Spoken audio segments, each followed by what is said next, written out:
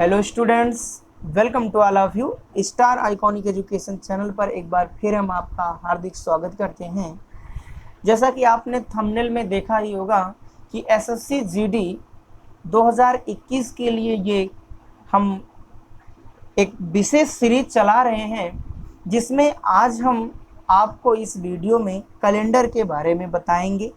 ये कैलेंडर नाम की टॉपिक आजकल हमारे एग्ज़ाम में बहुत ही ज़्यादा प्रचलित हो गया है और आज हम इस कैलेंडर के बारे में पढ़ेंगे तो हम ये समझेंगे कि आज से पहले हमें ना तो कैलेंडर के बारे में कुछ पता था, ना ही कैलेंडर हमने कभी समझा था।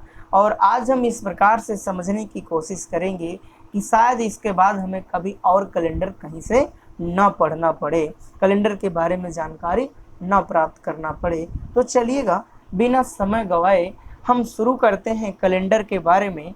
तो सबसे पहले हम ये देखेंगे कि कैलेंडर होता क्या है। कैलेंडर वास्तव में किसी वर्ष का एक विशेष खाका होता है जो दिनांकों के रूप में बनाया गया होता है। दिनांकों के रूप में, दिवस के रूप में बनाया गया होता है, वही कैलेंडर होता है।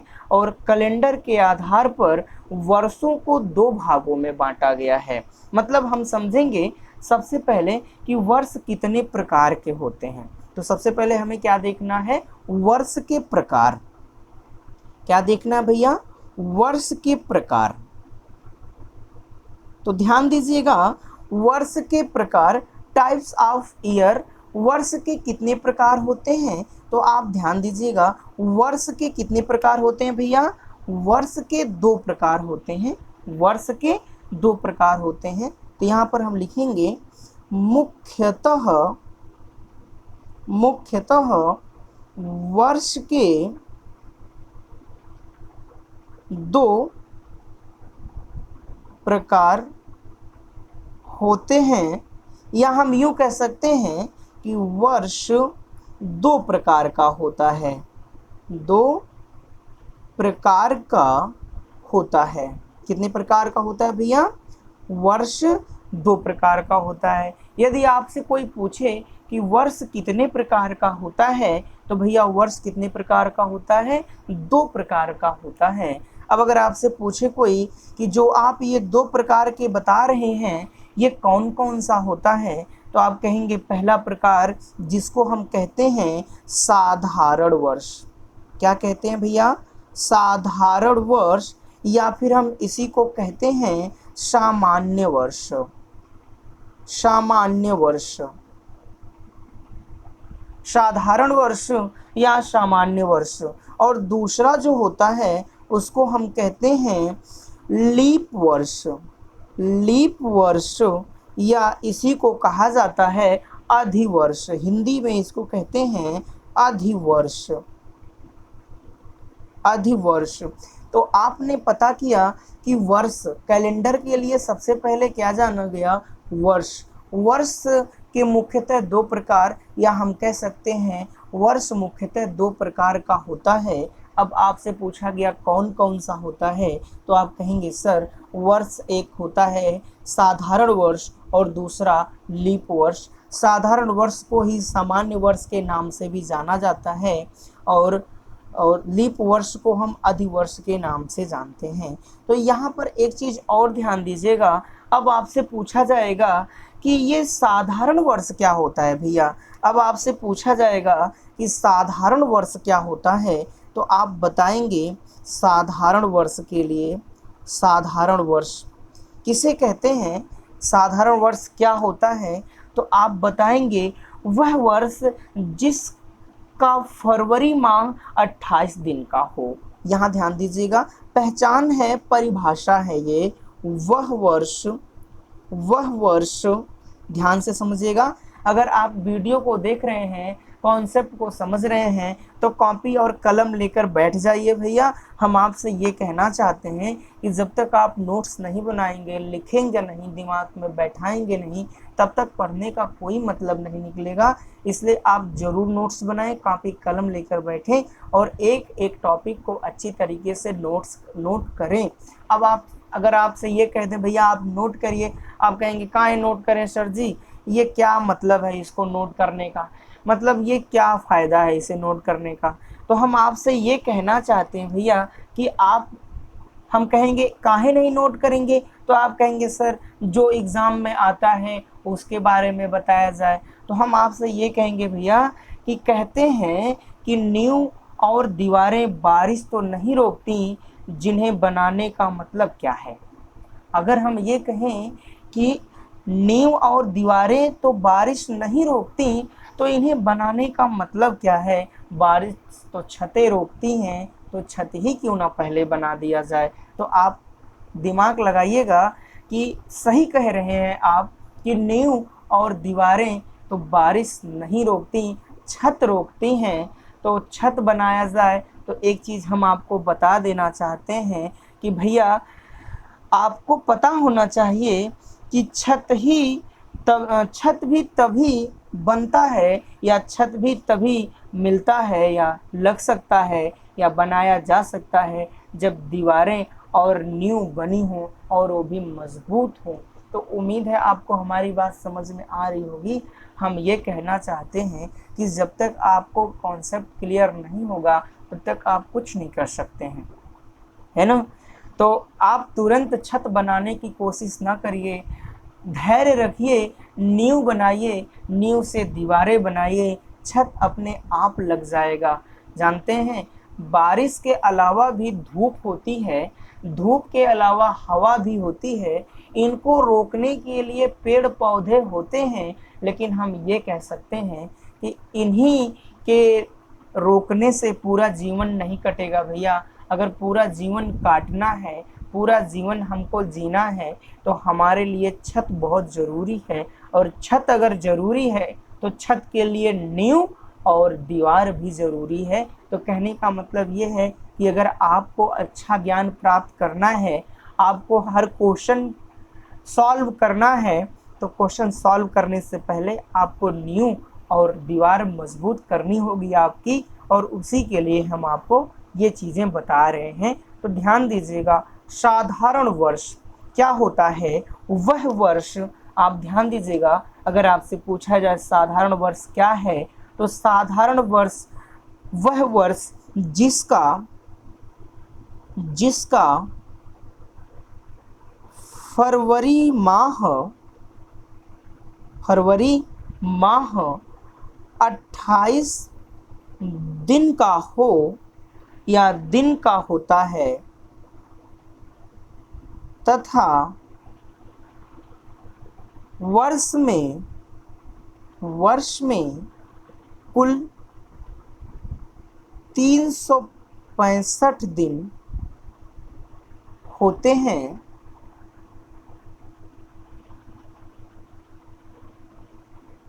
उसे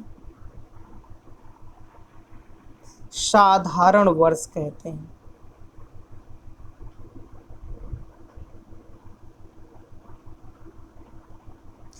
तो उम्मीद है आपको ये कॉन्सेप्ट समझ में आया होगा। वह वर्ष जिसका फरवरी माह 28 दिन का हो तथा वर्ष में कुल 365 दिन होते हैं, उसे साधारण वर्ष कहते हैं। अब आप ध्यान दीजिएगा, इसका सटीक मतलब क्या निकला। हम कह सकते हैं अर्थात एक झटके में, एक लाइन में कह सकते हैं, अर्थात साधारण वर्ष का मतलब हुआ फरवरी माह 28 दिन और क्या, वर्ष के कुल दिन, वर्ष के कुल दिन कितने होंगे, 365। तो तुरंत आप समझ लीजिए कि वो वर्ष जो होगा उसको साधारण वर्ष कहेंगे। क्या कहेंगे भैया, उसको साधारण वर्ष कहेंगे। अब उसके बाद आपसे कह दिया जाए, चलिए ठीक है, आपने हमको साधारण वर्ष तो बता दिया, अब जरा लीप वर्ष के बारे में भी बता दीजिए। सॉरी, लीप वर्ष क्या होता है भैया, लीप वर्ष किसे कहते हैं। तो आप ध्यान दीजिएगा, यही परिभाषा आप कह सकते हैं कि वह वर्ष जिसका फरवरी माह 29 दिन का हो, वह वर्ष जिसका फरवरी माह 29 दिन का हो तथा वर्ष में कुल 366 दिन हो, उसे लीप वर्ष कहते हैं। तो अर्थात हम क्या कह सकते हैं? अर्थात हम कह सकते हैं कि लीप वर्ष का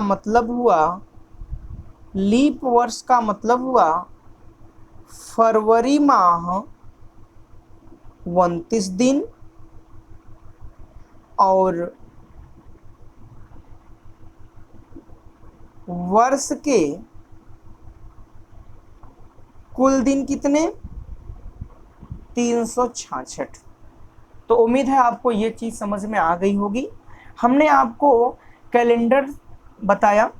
कैलेंडर हम 0 से शुरू किए हैं। सबसे पहले हमने वर्ष के प्रकार बताए, तो बताया गया वर्ष मुख्यतः 2 प्रकार का होता है। एक होता है साधारण वर्ष, दूसरा होता है लीप वर्ष। तो ये हमारा कॉन्सेप्ट था। अब इसके बाद आगे ध्यान दीजिएगा, पहला कॉन्सेप्ट है। पहले कॉन्सेप्ट में हमने साधारण वर्ष बताया। साधारण वर्ष का मतलब हुआ कि फरवरी 28 दिन का होगा और वर्ष में कुल 365 दिन होंगे। लीप वर्ष का मतलब होगा फरवरी 29 दिन का होगा और वर्ष में कुल कितने दिन होंगे? 366 दिन होंगे। भैया इसके बाद एक चीज़ बचता है, वो होता है कि पहचान कैसे करेंगे। पहचान कैसे करेंगे? तो पहचान तो एक तो पहचान आपकी परिभाषा से हो गई है ना, और दूसरी पहचान आपकी अगर पूरे महीने देखने को मिल गए अगर आपको, तो आप पहचान कर ले जाएंगे, मतलब देख ले जाएंगे, समझ ले जाएंगे, पूरा पहचान कर ले जाएंगे। लेकिन अगर आपसे ये कह दिया जाए भैया कि फरवरी माह ना दिखा के आपको वर्ष ही दिखाया जा रहा है और वर्ष को देखकर बताइए कि ये वर्ष लीप वर्ष रहा होगा या नहीं रहा होगा, साधारण वर्ष होगा या नहीं होगा, इसको कैसे पता किया जाए? तो हम आपसे ये कहना चाहते हैं, अगर हम आपसे कह दें कि आज आपके घर मोहन और सोहन जाएंगे, ध्यान दीजिएगा हम आपको कॉन्सेप्ट समझा रहे हैं। यदि हम आपसे कहें कि आज आपके घर मोहन और सोहन जाएंगे, आपने उन्हें नहीं देखा है, आज तक कभी भी नहीं देखा है, ध्यान दीजिएगा, कभी भी आपने आज तक उनको नहीं देखा है और आप उन दोनों को पहचानना चाहते हैं, तो आप उन दोनों की पहचान कैसे करेंगे? आपके दिमाग में बात आएगी कि जब 2 ही लोग हैं तो दोनों में से किसी एक की पहचान हो जाए तो दूसरा खुद ब खुद पहचान में आ जाएगा। मतलब अगर रोहन की पहचान हो जाए, मोहन की पहचान हो जाए तो सोहन दूसरा वाला होगा, अगर सोहन की पहचान हो जाए तो मोहन दूसरा वाला होगा। तो यहाँ हम ये बताना चाहते हैं वर्ष 2 ही प्रकार का होता है ना, एक होता है सामान्य और एक होता है आपका लीप। तो जो सामान्य है उसके लिए और जो लीप है उसके लिए हम दोनों के अलग अलग पहचान क्यों देखें, हम एक ही की पहचान देखेंगे और वो पहचान किसकी होगी? लीप वर्ष की। तो पहचान के लिए हम क्या जानते हैं भैया? उसके लिए हम ध्यान दीजिएगा, पहचान का जो रूल है वो हम आपको बता रहे हैं, जो नियम है वो हम आपको बता रहे हैं। यदि किसी भी वर्ष में, ध्यान दीजिएगा हम आपको नियम बता रहे हैं, यदि किसी भी वर्ष में किसी भी वर्ष का, यदि किसी भी वर्ष का अंतिम दो अंक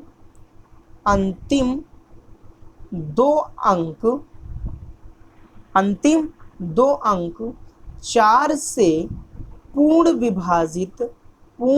रूप से विभाजित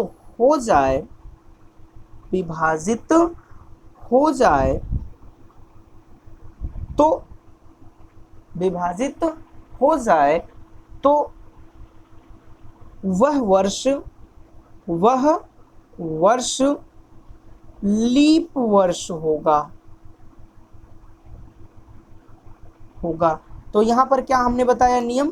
हमने नियम बताया कि यदि किसी भी वर्ष का अंतिम 2 अंक 4 से पूर्ण रूप से विभाजित हो जाए तो वह वर्ष लीप वर्ष होगा। परंतु यहाँ पर एक अपवाद है भैया। अपवाद क्या है? परंतु शताब्दी वाले वर्षों को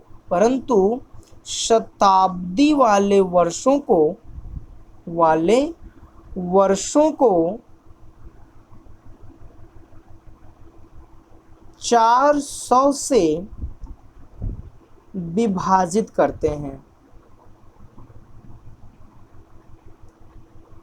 यहां भी पूर्ण विभाजित होना चाहिए, याद रखिएगा। हमने ये आपको कॉन्सेप्ट बता दिया।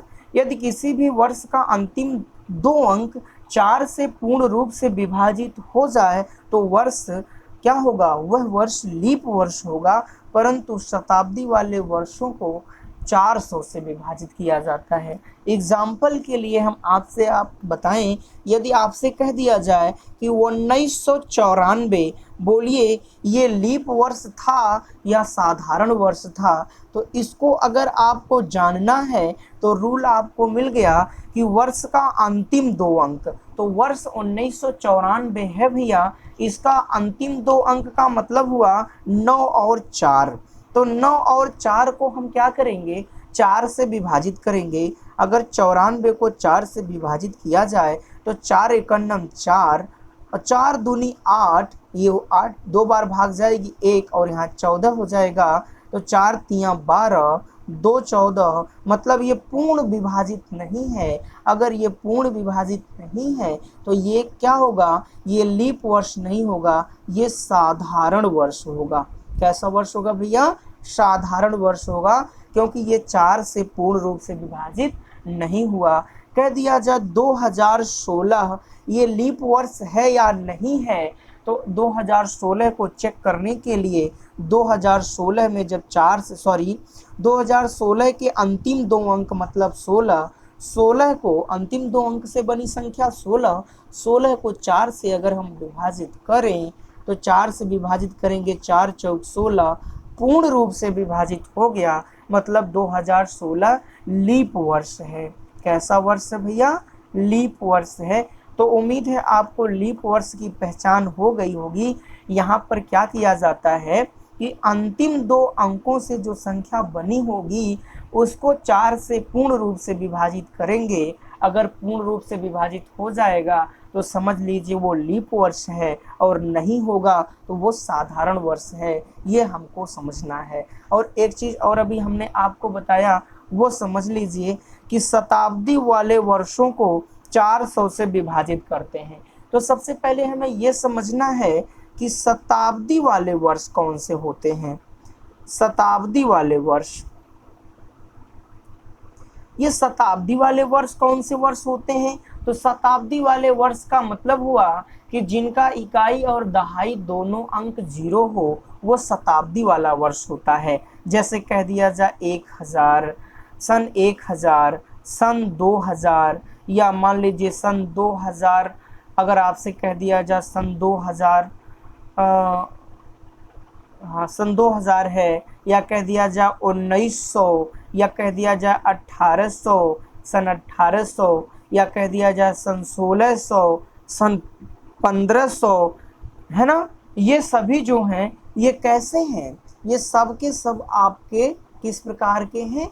ये सब के सब शताब्दी वर्ष हैं। और इन्हीं शताब्दी वर्षों को चेक करने के लिए हम कह दें सन 2100, अगर 2100 आ गया तो सन 2100 का मतलब हुआ कि ये भी शताब्दी वर्ष ही है, क्योंकि इसके इकाई और दहाई के अंक दोनों 0 हैं। तो ऐसे वर्ष जिनके इकाई और दहाई के अंक 0 हों उन्हें शताब्दी वर्ष कहते हैं, और उनको 4 से नहीं 400 से भाग दिया जाता है। तो अगर हम यहाँ पर भाग दें किसको, क्या नाम है, 1000 को अगर हम सन 1000 को 400 से भाग करें तो जो 2 0 तो कट जाएगा, फिर आपको 4 से 10 में भाग करना होगा, भाग नहीं जाएगी, मतलब सन 1000 जो है ये लीप वर्ष नहीं होगा। ये कैसा होगा, ये कैसा होगा, ये आपका सामान्य वर्ष होगा या साधारण वर्ष होगा, या सन 1100 कह दिया जाए। 1100 भी लीप वर्ष नहीं होगा, क्योंकि जब 400 से भाग करेंगे 2 जीरो कट जाएगा, 11 में 4 से भाग करेंगे, पूर्ण विभाजित नहीं होगा। हम कहें सन 1200, सन 1200 अगर इसमें 400 से भाग करें तो ये 400 से जीरो कट जाएगा, 4 तिया 12, पूर्ण विभाजित हो गया। तो सन 1200 अगर आपको मिलेगा तो ये आपको लीप वर्ष मिलेगा। तो उम्मीद है कि आपको समझ में आ गया होगा कि लीप वर्ष और साधारण वर्ष को कैसे समझा जाता है। अब देखिएगा, हम यहाँ पर कॉन्सेप्ट को क्लियर कर देते हैं पूर्ण रूप से कि कैसे कैसे क्या है। एग्जाम्पल के लिए हम कहते हैं, आपके सामने रख दें 1940। 1940 क्या ये लीप वर्ष है? तो है, क्योंकि 40 4 से पूर्ण विभाजित हो जाएगा तो ये लीप वर्ष है। 1935 लीप वर्ष है? नहीं है। 1960 क्या लीप वर्ष है? तो 1960 लीप वर्ष है, क्योंकि 60 में 4 से भाग चली जाएगी। 1920 क्या लीप वर्ष है? 4 से भाग चली जाएगी। आपसे कह दिया जाए 1140 लीप वर्ष है, तो लीप वर्ष है। कह दिया जाए 1560 लीप वर्ष है, तो लीप वर्ष है। कह दिया जाए सन 1500 क्या लीप वर्ष है? भैया लीप वर्ष नहीं है, क्योंकि सन 1500 में जब 400 से भाग करेंगे तो पूर्ण विभाजित नहीं होगा। सन 1700 लीप वर्ष है? नहीं है। क्यों नहीं है? क्योंकि ये पूर्ण विभाजित नहीं होगा। सन 1900 ये लीप वर्ष नहीं है। सन 1800 ये भी लीप वर्ष नहीं है। सन 1600 ये लीप वर्ष है। तो लीप वर्ष समझ में आ गया होगा आपको किस प्रकार से ज्ञात किया जाता है। उम्मीद है आपका पहला कॉन्सेप्ट क्लियर हो गया।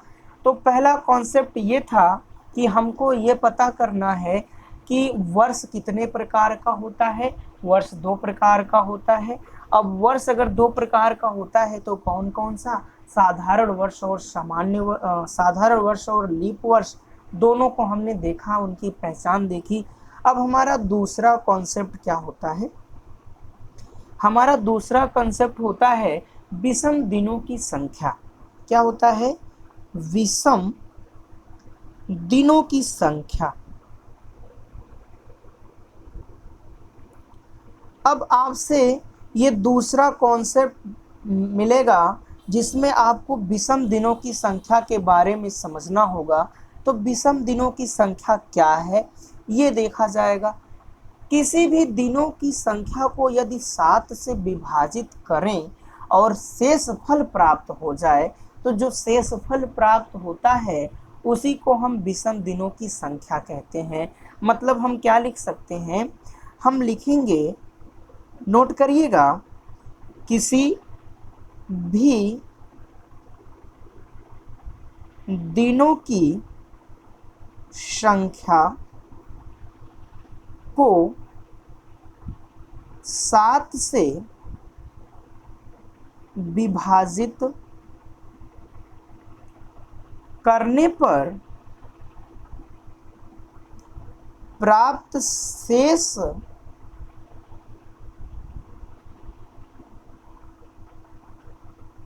विषम दिनों की संख्या कहलाता है। किसी भी दिनों की संख्या को 7 से विभाजित करने पर प्राप्त शेष विषम दिनों की संख्या कहलाता है। अथवा हम इसको दूसरे तरीके से कह सकते हैं दिनों की वह संख्या जो अपना पूरा सप्ताह नहीं बना पाते हैं उन्हें विषम दिन कहते हैं। तो ये कॉन्सेप्ट है आपका। आपको दो परिभाषाएं दी गई समझने के लिए। किसी भी दिनों की संख्या को 7 से विभाजित करने पर प्राप्त शेष विषम दिनों की संख्या कहलाता है, या दिनों की वह संख्या जो अपना पूरा सप्ताह नहीं बना पाते हैं उन्हें विषम दिन कहते हैं। भैया आपको पता होगा आपके कैलेंडर में जो सप्ताह होता है कितने दिनों का होता है? 7 दिनों का होता है। कितने दिनों का होता है? 7 दिनों का होता है। सप्ताह कितने दिनों का होता है? 7 दिनों का होता है।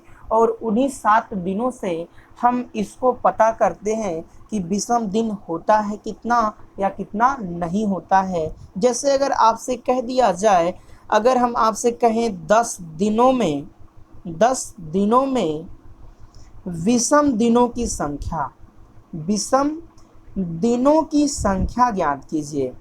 अब विषम दिनों की संख्या क्या होगी, इसको अगर आपको पता करना है तो इसमें से पूर्ण सप्ताह निकालिए या 7 से भाग करिए।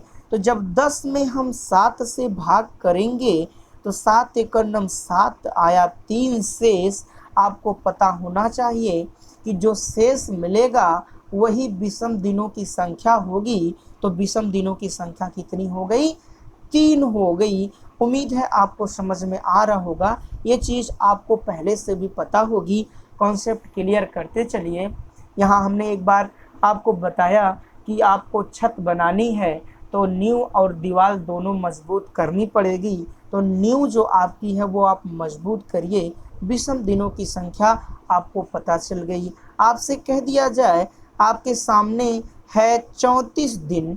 अगर आपसे कह दिया जाए 34 दिनों में दिनों की विषम संख्या कितनी होगी या विषम दिनों की संख्या कितनी होगी, तो 34 में आप 7 से भाग करेंगे। 7 से भाग करेंगे, 7 त्रिक 21, 7 चौक 28, 7 पच्चे 35 होता है। 7 चौक 28 करेंगे, 14 में से 8 गया 6 कट गया, विषम दिनों की संख्या आ गई 6। मतलब यही जो 6 दिन है वो अपना पूरा सप्ताह नहीं बना पा रहा है। ये जो यहाँ 3 आया है, ये 3 क्या है? ये 3 अपना पूरा सप्ताह नहीं बना पा रहा है, इसीलिए ये विषम दिन कहलाएगा। समझ रहे हैं? कहने का मतलब हुआ कि 7 से कम जितने भी दिन आएंगे, 7 से कम जितने भी दिन आएंगे वो सभी विषम दिन कहलाएंगे। 7 से कम आपका 1 है, 7 से कम आपका 2 है, 7 से कम आपका 3 है, 7 से कम आपका 4 है, 7 से कम आपका 5 है, 7 से कम आपका 6 है। तो विषम दिन की बात कहें तो 1 हो सकता है, 2 हो सकता है, 3 भी हो सकता है, 4 भी हो सकता है, 5 भी हो सकता है, 6 भी हो सकता है। उम्मीद है आपको समझ में आया होगा। विषम दिन उन्हें कहते हैं जो अपना पूरा सप्ताह नहीं बना पाते। विषम दिन उन्हें कहते हैं जो अपना पूरा सप्ताह नहीं बना पाते हैं। तो उम्मीद है आपको समझ में आया होगा।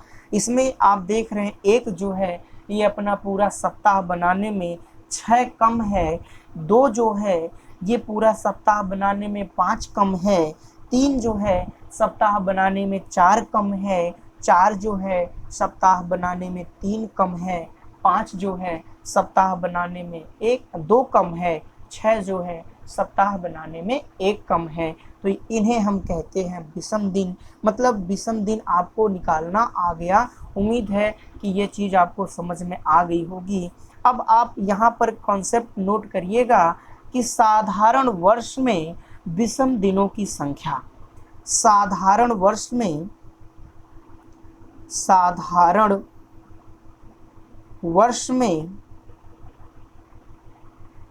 विषम दिनों की संख्या। तो ध्यान रखिएगा भैया, साधारण वर्ष में विषम दिनों की संख्या 1 होती है। साधारण वर्ष में विषम दिनों की संख्या 1 होती है। और इसी प्रकार से अगर कह दिया जाए लीप वर्ष में विषम दिनों की संख्या अगर आपको ज्ञात करना है तो 2 होती है। कैसे? साधारण वर्ष में 365 दिन होते हैं, अगर इससे में 7 से भाग करें तो 7 पच्चे 35, 1 36। अब आपका 15 5 उतरेगा 15 हो जाएगा, 7 दूनी 14। आप देखिए एक शेष आया और जो शेष आता है वही विषम दिन की संख्या होती है। और दूसरा है 366। 366 में जब 7 से भाग करेंगे तो 7 पच्चे 35। यहाँ देखिएगा एक आया, 6 उतरा 16 हो गया, 7 दूनी 14, शेष आया 2, तो विषम दिनों की संख्या 2। तो उम्मीद है आपको ये चीज़ समझ में आई होगी। साधारण वर्ष में विषम दिनों की संख्या 1 और लीप वर्ष में विषम दिनों की संख्या 2 होती है। यह आपका कॉन्सेप्ट नंबर 2 था। आपको उम्मीद है समझ में आया होगा। चलिए कॉन्सेप्ट नंबर 3 की तरफ चलते हैं। हमारा कॉन्सेप्ट नंबर 3 क्या होगा? तीसरा कॉन्सेप्ट हम देखेंगे। तीसरा कॉन्सेप्ट होता है किसी वर्ष के 1 जनवरी तथा 31 दिसंबर के दिन। किसी वर्ष के 1 जनवरी तथा 31 दिसंबर के दिन। तो ये हमारा तीसरा कॉन्सेप्ट है। हमने आपको 2 कॉन्सेप्ट बताया। पहला कॉन्सेप्ट वर्ष कितने प्रकार का होता है, 2 प्रकार का, साधारण वर्ष और लीप वर्ष। उनकी परिभाषाएं बताई हमने। साधारण वर्ष में फरवरी 28 का दिन 365 होते हैं, लीप वर्ष में फरवरी 29 का दिन 366 होते हैं। और हमने पहचान बताई कि अगर हम किसी भी वर्ष के अंतिम 2 अंकों से बनी संख्या में 4 से भाग करते हैं और भाग पूर्ण रूप से लग जाती है तो वो लीप वर्ष होगा, और नहीं लगती है तो वो सामान्य वर्ष होगा। और अगर वही वर्ष शताब्दी वर्ष है तो 400 से भाग किया जाएगा। ये कॉन्सेप्ट हमने आपको बताया। उसके बाद हमने दूसरा कॉन्सेप्ट आपको बताया कि विषम दिन क्या होते हैं और विषम दिन कैसे ज्ञात किया जाता है। तो विषम दिन का मतलब होता है वे दिन जो अपना पूरा सप्ताह नहीं बना पाते हैं, उन्हें विषम दिन कहते हैं। ज्ञात करने का नियम क्या होता है? आप कुल दिनों की संख्या में 7 से भाग करते हैं, जो शेष आता है वही विषम दिन कहलाता है। तीसरा कॉन्सेप्ट है हमारा किसी वर्ष के 1 जनवरी तथा 31 दिसंबर के दिन। तो किसी वर्ष के 1 जनवरी तथा 31 दिसंबर के दिन अगर आपको पता करना है तो आपको ध्यान देना चाहिए कि साधारण वर्ष में 1 जनवरी तथा 31 दिसंबर के दिन समान होते हैं। यहाँ नोट करिएगा, पहला पॉइंट आपका है, नोट करिएगा पहला पॉइंट, साधारण वर्ष के 1 जनवरी तथा 31 दिसंबर के दिन समान होते हैं। साधारण वर्ष के 1 जनवरी तथा 31 दिसंबर के दिन समान होते हैं, बराबर होते हैं। हमेशा इसको याद रखिएगा कि जब भी आप इसको हल करें, जब भी आप इसको समझें, तो कभी भी इस प्रकार का प्रश्न आने पर इसको जरूर दिमाग में रखिएगा कि अगर साधारण वर्ष है तो 1 जनवरी और 31 दिसंबर के दिन कैसे होंगे? समान होंगे। एग्जाम्पल हम आपको बताते हैं। जैसे कह दिया जाए यदि 1 जनवरी 2005 को शनिवार था तो 31 दिसंबर 2005 को भी शनिवार ही होगा। याद रखिएगा 1 जनवरी 2005 को अगर शनिवार था तो 31 दिसंबर 2005 को भी शनिवार ही होगा। ये आपका कॉन्सेप्ट है, इसको आप क्लियर रखिएगा। ये साधारण वर्ष की बात हो गई। अब उसके बाद आपको हम बताते हैं लीप वर्ष के लिए। दूसरी बात है कि लीप वर्ष में क्या होता है। लीप वर्ष की बात अगर की जाए तो लीप वर्ष में क्या कहा जाएगा, ध्यान दीजिएगा। लीप वर्ष में यहाँ पर लीप वर्ष में 31 दिसंबर का दिन, लीप वर्ष में 31 दिसंबर का दिन 1 जनवरी के दिन 1 जनवरी के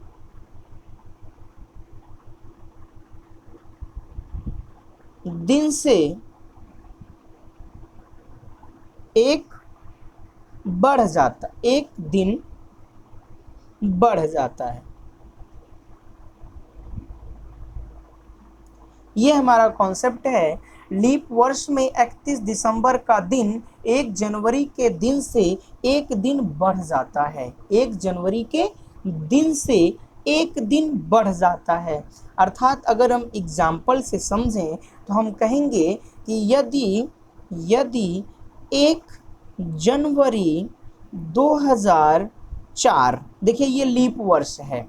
ये लीप वर्ष क्यों है, क्योंकि इसके अंतिम 2 अंकों में 4 से पूरी भाग लग जाएगी, तो ये लीप वर्ष है। यदि 1 जनवरी 2004 को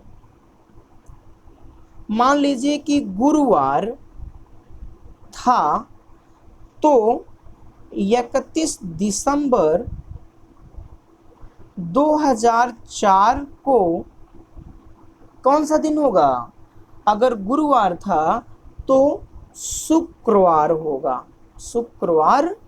होगा, मतलब एक दिन बढ़ गया। तो आप जानते हैं गुरुवार के बाद शुक्रवार होता है। तो ये हमारा कॉन्सेप्ट था। तीसरा कॉन्सेप्ट जो हमने आपको बताया, किसी वर्ष के 1 जनवरी तथा 31 दिसंबर के दिन कैसे होते हैं। तो साधारण वर्ष के 1 जनवरी तथा 31 दिसंबर के दिन समान होते हैं। एग्जाम्पल हमने बताया, 1 जनवरी 2005 को शनिवार था, तो 31 दिसंबर 2005 को भी शनिवार ही होगा। ये हमारा एग्जाम्पल था। आपके पास मोबाइल है, आपके पास कैलेंडर होगा अगर, तो आप वहाँ से अलग अलग वर्षों के लिए आप चेक करके अपने आप को एकदम सेटिस्फाई कर लीजिएगा, कंफर्म कर लीजिएगा कि हाँ ये कंफर्म है। और लीप वर्ष में बताया गया कि लीप वर्ष में जो 31 दिसंबर का दिन होता है वो 1 जनवरी के दिन से एक दिन बढ़ जाता है। 31 दिसंबर का जो दिन होता है वो 1 जनवरी के दिन से एक दिन बढ़ जाता है। और एग्जाम्पल हमने बताया कि यदि 1 जनवरी 2004 को गुरुवार था तो 31 दिसंबर 2004 को एक दिन बढ़ जाएगा, मतलब हो जाएगा शुक्रवार। तो इतनी चीज़ें हमने आपको बताई हैं। आज के लिए बस इतना ही रहेगा। नेक्स्ट वीडियो में हम नए शब्दों के साथ, नए ज्ञान के साथ मिलेंगे, नए टॉपिक के साथ मिलेंगे। तो यदि आप चैनल पर नए हैं तो चैनल को सब्सक्राइब कर लीजिएगा, बेल आइकन को प्रेस कर लीजिएगा, और ताकि हमारे हर नई वीडियो का नोटिफिकेशन आपको सबसे पहले मिले। आप लगातार बने रहिए। आपको एसएससी जीडी में हम गारंटी के साथ कहते हैं कि 25 में 25 नंबर कोई रोक नहीं पाएगा प्राप्त करने में। बस आपको लगे रहना है, समय है आपके पास। 3 महीने में आपका बड़े आराम से कोर्स पूरा हो जाएगा। तो चलिए, बस इतनी चीज़ें आपको आज बताई गई। इन तीनों कॉन्सेप्ट को क्लियर रखिएगा। वीडियो कैसा लगा, यदि आपको अच्छा लगा तो कमेंट में ज़रूर बताइएगा। आज के लिए बस इतना ही। नेक्स्ट वीडियो में फिर मिलेंगे, तब तक के लिए नमस्कार।